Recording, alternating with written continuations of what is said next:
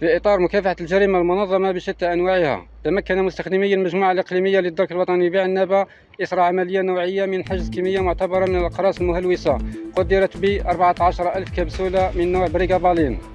العملية جاءت بعد ورود معلومات مؤكدة إلى فصيلة الأبحاث للدرك الوطني بعنابة عن نية مجموعة إجرامية بتمرير كمية من الأقراص المهلوسة إلى مدينة عنابة قادمة من ولاية الوادي، وبالتنسيق مع الوحدات الفرعية التابعة للمجموعة تم وضع خطة محكمة على طول الطريق الوطني رقم 84 الرابط بين بلديتي الشرفة وبرحال، أين تم توقيف مركبة نوع شفرولي أوبترا على متنها شخص مرفوقا بزوجته.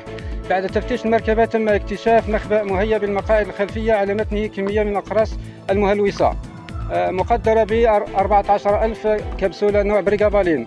إثر هذه العملية تم توقيف شخصين متورطين في قضية تهريب مواد صيدلانية على درجة من الخطورة تهدد الصحة العمومية باستعمال وسيلة نقل المتاجرة في مواد صيدلانية بطريقة غير مشروعة، حياز أدوية ذات خصائص مؤثر عقلي. تم إنجاز ملف قضائي في حق المشتبه فيهما، وسيتم تقديمهما أمام الجهات القضائية المختصة فور الانتهاء من التحقيق.